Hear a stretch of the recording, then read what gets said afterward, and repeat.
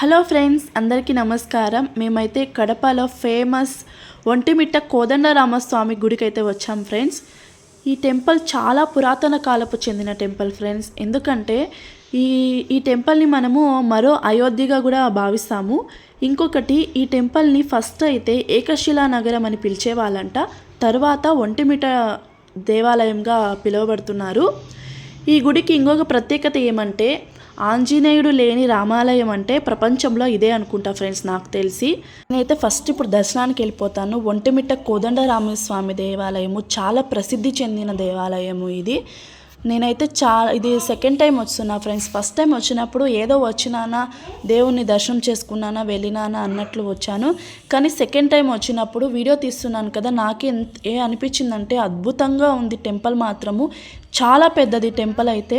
లోపల మనకు గర్భగుడి దగ్గర మనం లోపల వెళ్తాం కదా, ఎంట్రింగ్స్ అంతా క్యూలో, అక్కడైతే ఇప్పుడు నేను చూపిస్తున్నా కదా, ఇక్కడైతే స్తంభాలు ఎంత పెద్దగా ఉన్నాయంటే లోపల అంతా స్తంభాలే. చూసారు కదా శిల్పకళలు ఎంత బాగున్నాయంటే, స్తంభాలు కూడా చాలా అద్భుతంగా ఉన్నాయి, చాలా స్ట్రాంగ్గా కూడా ఉన్నాయి.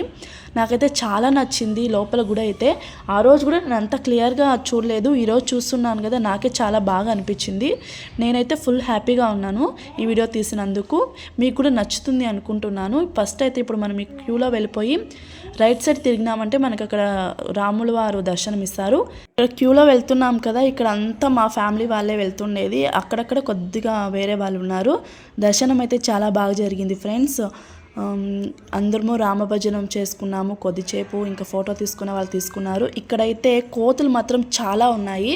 చూసారు కదా, చిన్నపిల్లల దగ్గర పాలబుడ్డి కూడా లాక్కొని వెళ్ళిపోయి తాగేస్తుంది కోతి. ఎంత బాధ అవుతుందంటే పాలబుడ్డి అది మూత తీసుకొని ఎంత బాధ అవుతుందో, పాలు తాగేసి మళ్ళీ ఇచ్చేసి వెళ్ళిపోతుంది.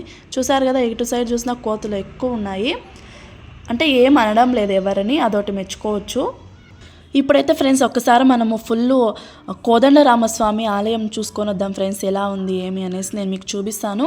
ఇంకొకటి, ఏకశిలా నగరం అని ఎందుకు పేరు వచ్చిందంటే, ఒంటిమిట్ట కోదండరామస్వామి ఆలయానికి ఒకే శిల పైన రాముడు, సీతమ్మ తల్లి మరియు లక్ష్మణుడు మనకి దర్శనమిస్తారు కాబట్టి ఏకశిలా నగరం అని పిలువబడుతున్నారంట ఈ కోదండరామస్వామి గుడిని.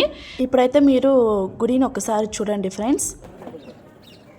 గుడిని ఎంత బాగా చూపించారు కదా. ఈ క్రియేటివిటీ అంతా మా బావకి చెందాలన్నమాట. పిల్లలు నాకు చాలా అల్లరి చేస్తున్నారు అనేసి మా బావకి చెప్పాను, ఇట్లా ఒక వీడియో తీసి పెట్టండి బావా అనేసి. మా బావ తీశారు, చాలా బాగా తీశారు గుడిని మాత్రము. థ్యాంక్స్ బావా, మీ వల్ల మంచిగా వచ్చింది వీడియో అయితే.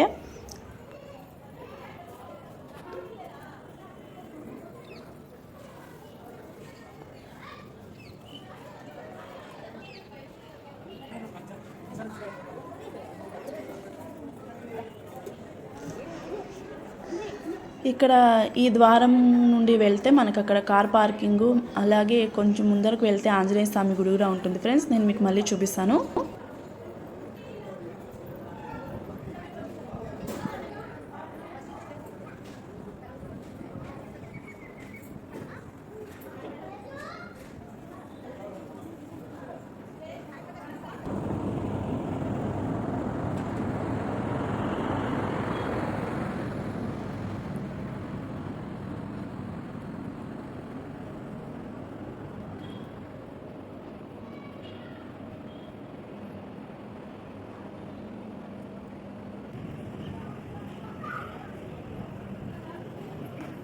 ఇక్కడ శ్రీ రామలింగేశ్వర స్వామిని కూడా దర్శించుకోవచ్చండి. శివుడు ఉన్నాడు, శివుడు మనకి ఇక్కడ దర్శనం ఇస్తాడన్నమాట. చూసారు కదా. ఓం నమః శివాయ.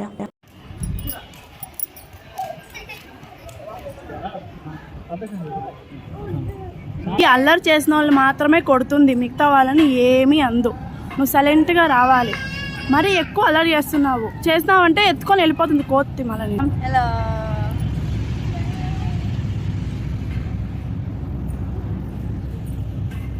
కోతుంది చూడు, పాపం వయసు అయిపోయింది. వయసు అయిపోయింది దానికి, అందుకు ఎంత బాగున్నాయో, హగ్ చేసుకొని ఓదార్చుకుంటున్నాయి.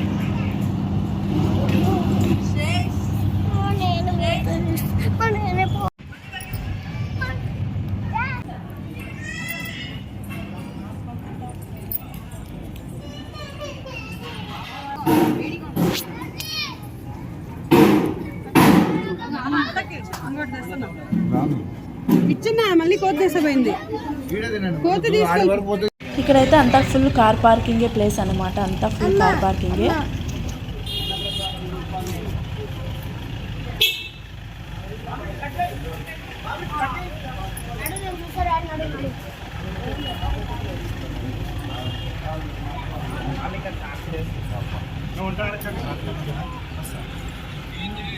హలో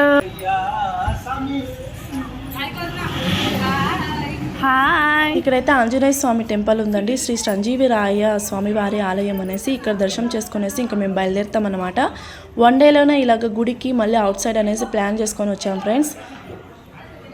ఆ వీడియో కూడా నేను మీకు కంటిన్యూ చేస్తాను నెక్స్ట్ వీడియోలో. Thank you so much friends. మీకు ఒంటిమిట్ట కోదండరామస్వామి గుడి నచ్చింది అనుకుంటున్నాను. ప్లీజ్ ఫస్ట్ టైం చూస్తున్న వాళ్ళైతే నా ఛానల్ సబ్స్క్రైబ్ చేయండి.